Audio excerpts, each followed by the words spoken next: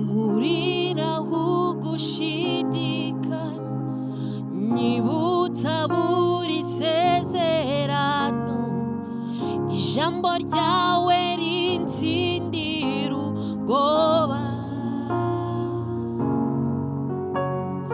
nyuzuza mbere umuco mbona buri kibaye ujyundamira nk'umunezero ntsindamaganya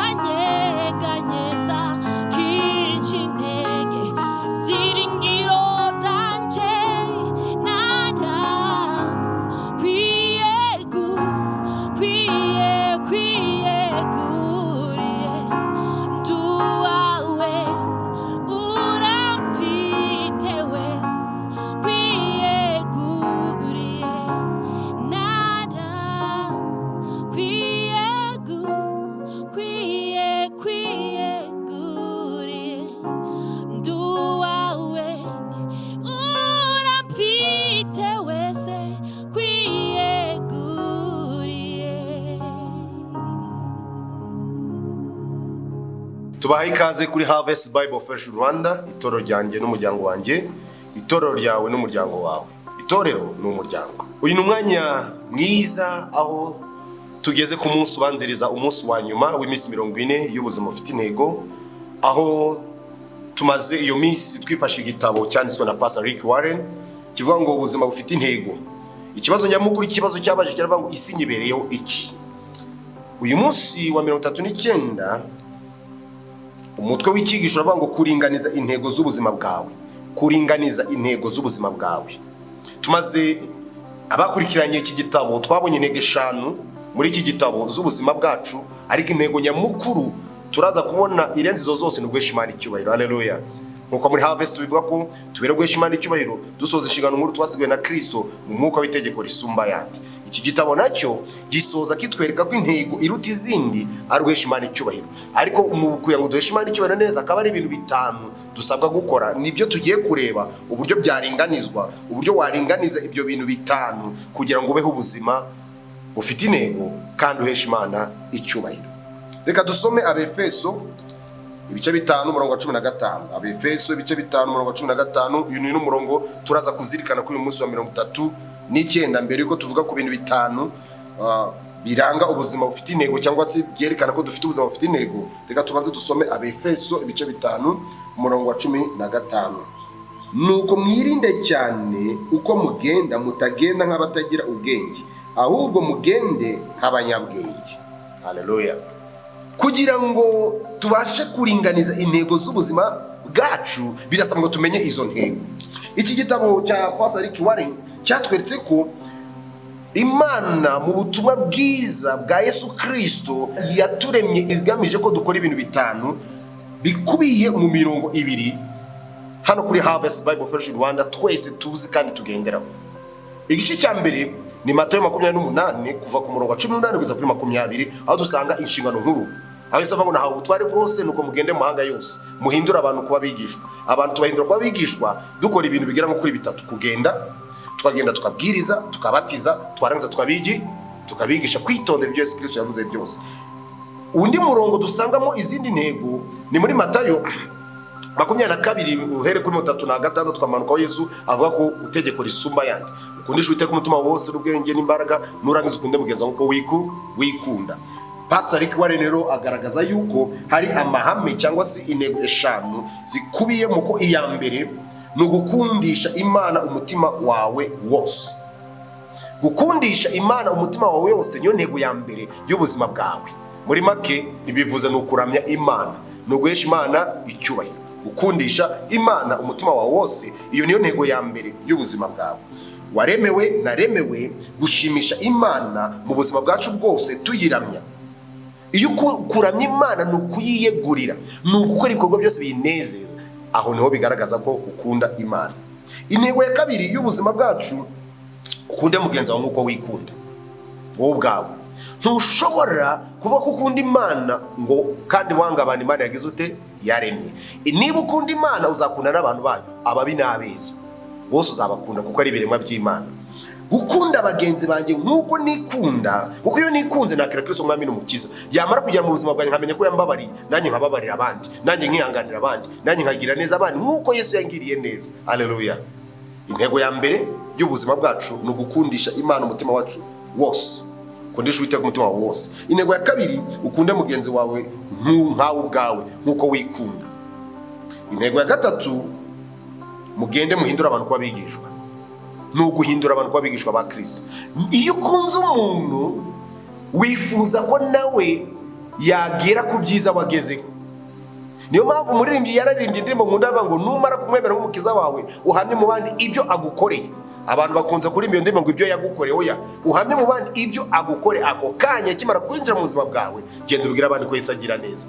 Guhindura abantu kuba bigishwa niyo ntego ya gatatu y'ubuzima bwacu. Tugomba kugeraho tubarizwa mu itorero, mu muryango, aho turi hose. Imana iradusaba yuko, Kristo aradusaba yuko dusoza inshingano nkuru yadusigiye, ariyo kugenda duhereye iwacu mu rugo, kukazaho dukora, aho twirwa hose, tukigisha abantu, tukabahindura kuba abigishwa. Kuba umwigishwa ni uko muri Harvest tuvuga ngo dukuza bizera mu ijambo ry'Imana. Ni uko ubukuze udateraganwa hirya no hino n'imyigishirize y'uburyo bwose. Kane, intego ya kane, mubabatiza. Kubatiza ni ukwinjiza abantu mu muryango, kuko tuzaza kureba ko mu iki gitabo n'intego y'ubuzima uko twaremewe kuba mu muryango w'Imana. Iyo umuntu amaze kwizera Kristo Mwami n'Umukiza, birasaba ngo abatizwe, ahamye ko abaye icyaremwe gishya, yinjire, kuko mu batizo noneho utuma n'abandi bemereye Imana ko ijambo ry'Imana ngo icyakora bamwemeye bose yabaye ubushobozi bwo kuba abana b'Imana. Abo bemeye kuba abana b'Imana barabihamya ku mugaragaro, bice mu kubatizwa mu mazi menshi, bisobanura gupfana na Kristo no kuzukira kuba ubuzima bumuhesha icyubahiro. Haleluya. Rero kuko waremewe kuba mu muryango w'Imana, ni byiza kubatizwa kugira ngo winjire mu bwo busabane bw'abana b'Imana. Gatanu, mubigisha kwitondera ibyo nababwiye byose. Muri make intego kuva ku ntego ya gatatu, iya kane n'iya gatanu birakurikirana. nuvuga ngo mugende muhindure, harimo kugenda. Duhindura abantu abigishwa ba Yesu dutera intambwe ya mbere kugenda, tukabasanga tugenda mu buryo buri fizike n'amaguru tugenda, ariko n'ibikorwa byacu biragenda. Gatatu ni ukubatiza, noneho babandi bamaze kubatizwa noneho tukabigisha ibyo kwitondera ibyo Yesu yatwigishije byose, kugira ngo nabo bakomeze bakure.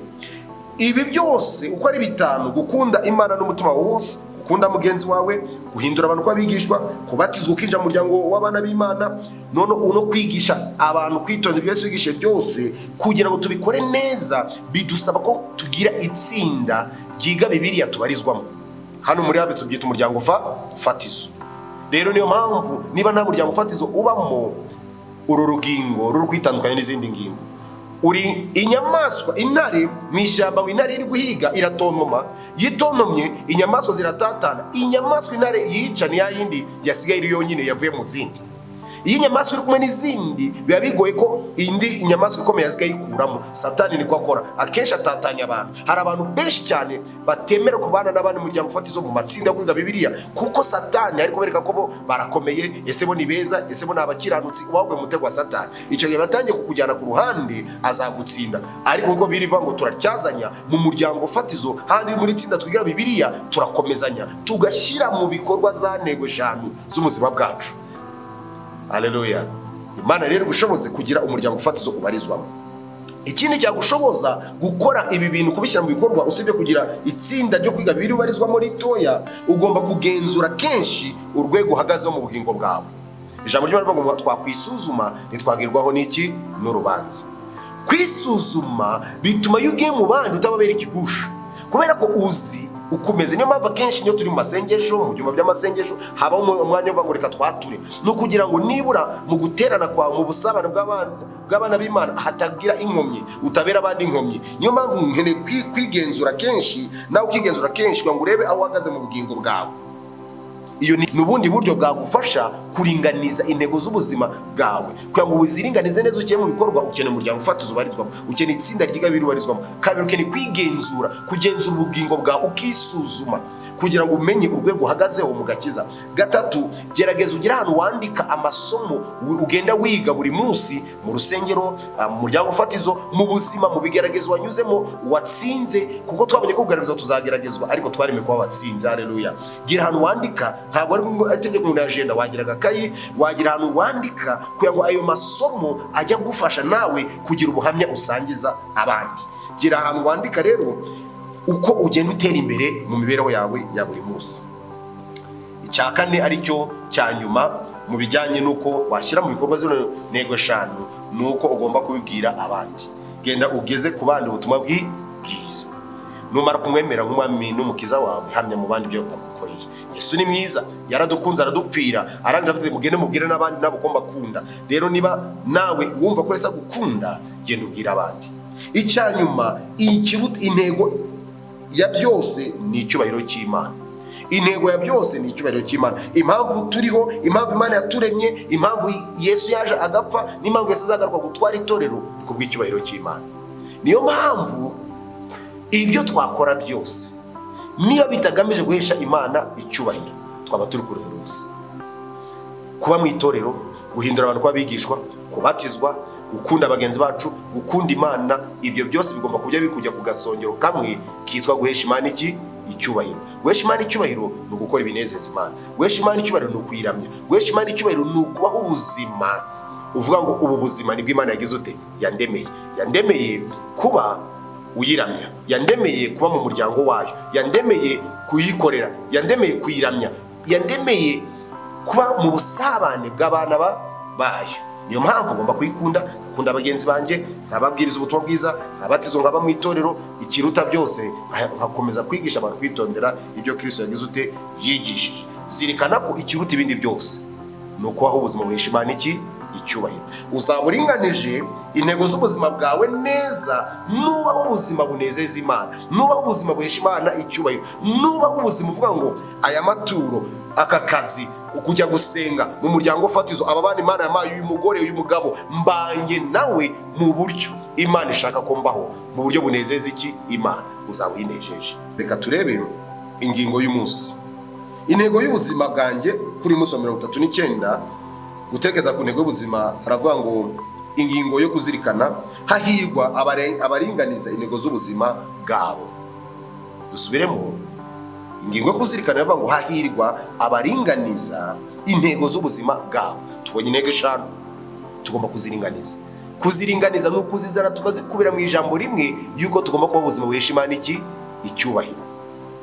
Umurongo wo gufata mu mutwe niho twasomye Abefeso ibice 5:15. Abefeso ibice 5:15 nuvuga ngo tugende nk'abanyabwenge. Umunyabwenge aringaniza, amenya icyo Imana yamuremeye, yarangiza akabaho ubuzima buhesha Imana icyubahiro.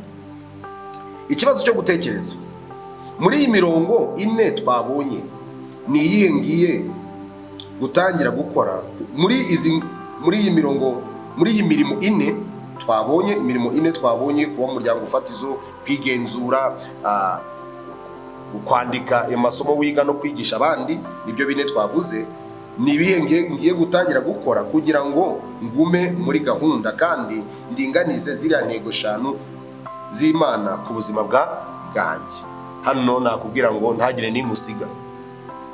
Ube mu itsinda rito ryiga Bibiliya, wigenzure, wandike amasomo wiga, nurangiza ubisangiza abandi kugira ngo bashe kubaho ubuzima buhesha Imana icyubahiro. Urakunzwe.